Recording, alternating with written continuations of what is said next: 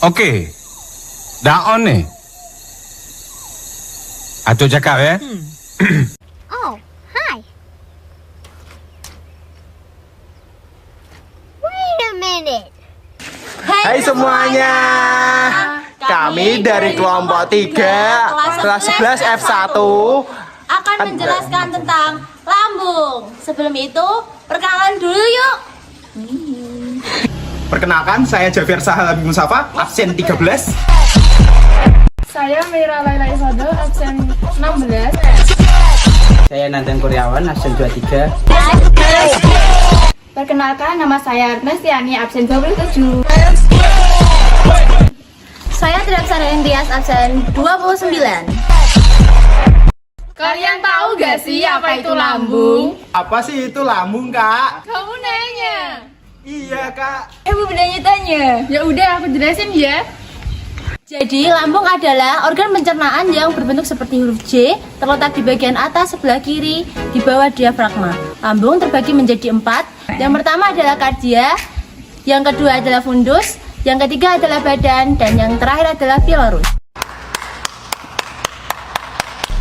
Kelenjar lambung menghasilkan 2-3 liter cairan lambung atau gastrik yang mengandung enzim pencernaan, asam klorida, mukus, garam-garam, dan air. Makanan yang masuk di dalam lambung akan menjadi senyawa penyangga atau buffer yang meningkatkan daya dehidrasi. Namun jika tidak ada makanan di lambung di antara jam makan, daya lambung rendah dan sekresi terbatas. Astaghfirullahaladzim. Astaghfirullah. Astaghfirullah. Astaghfirullah. Astaghfirullah. Astaghfirullah. Pencernaan secara kimiawi dalam lambung terbagi menjadi 3. Yang pertama, pencernaan protein. A. Pepsinogen. Pepsinogen disekresi oleh sel utama, diubah menjadi pepsin oleh asam klorida dan dihasilkan oleh sel parietal. Pepsin hanya dapat bekerja pada pH di bawah 5. Pepsin merupakan enzim proteolitik yang menghidrolisis protein menjadi polipeptida atau pepton. Biorenin diproduksi oleh lambung bayi, berfungsi mengkoagulasi protein susu atau kesenogen menjadi kesan yang tidak larut. Enzim ini sangat penting untuk mencerna air susu ibu. 2. Pencernaan lemak. Lipasa lambung disekresi oleh sel utama, berfungsi menghidrolisis lemak susu menjadi asam lemak dan gliserol, tetapi aktivitasnya terbatas pada pH kadar rendah. 3. Pencernaan karbohidrat. Enzim amilase dalam saliva terbawa bersama bolus akan tetap bekerja dalam lambung. Lambung tidak memproduksi enzim pencerna karbohidrat. Kemudian ada pepsin, yaitu pepsin disekresikan oleh perut untuk memecah protein menjadi peptida atau kelompok yang lebih kecil dari asam amino untuk diserap atau dipecah lebih lanjut di usus kecil. Yang kedua adalah amilase. Amilase ini penting untuk pencernaan karbohidrat, berfungsi untuk memecahkan pati menjadi gula yang disekresikan oleh kelenjar, ludah, dan pankreas. 3. Lipasa. Fungsi enzim lipasa yaitu memecah lemak menjadi asam lemak dan gliserol. Enzim ini diproduksi dalam jumlah kecil oleh mulut dan perut dan jumlah besar oleh pankreas. Yang keempat adalah HCl. HCl berfungsi untuk mengubah pepsinogen menjadi pepsin serta membunuh kuman dan bakteri yang masuk bersama makanan. Selanjutnya renin. Renin diproduksi oleh lambung bayi yang berfungsi mengkoagulasi protein susu atau kaseinogen menjadi protein yang tidak larut.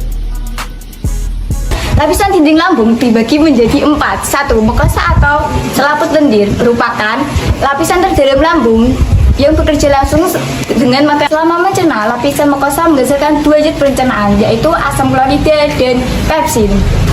Yang selanjutnya adalah submukosa. Lapisan lambung yang terdiri dari jaringan ikat. Jaringan penyusun lapisan submukosa lambung mengandung sel saraf, pembuluh getah bening, dan pembuluh darah yang berfungsi menyalurkan nutrisi menuju lambung. Subcutaneous eksterna adalah lapisan lambung yang berada di atas submukosa, terdiri atas 3 lapisan otot, yaitu melingkar, memanjang, dan menyerong.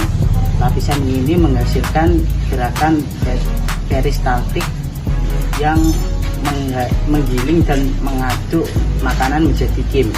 Ini adalah kelenjar utama yang terdapat pada dinding sel berserta fungsinya. Yang pertama adalah sel mukosa, yaitu sel yang memproduksi lendir akali untuk menahan tekanan dan asam lambung yang berlebih. Lalu kemudian ada sel pariental, yaitu sel yang memproduksi asam klorida atau asam lambung. Yang ketiga adalah sel sief yang memproduksi enzim pepsin untuk memecah protein. Yang terakhir adalah sel G, yaitu sel yang produksi hormon gastrin untuk merangsang aktivitas lambung dan memproduksi asam lambung.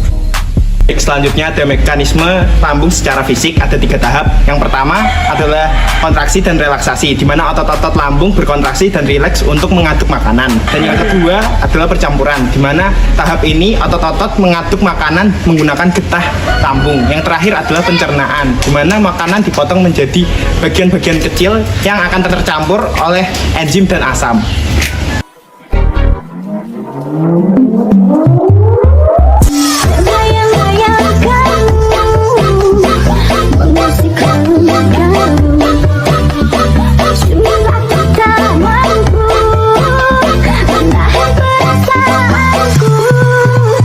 Sudah berapa kali ku bilang kalau videonya udah selesai. Lah udah selesai. Bye bye sepuh.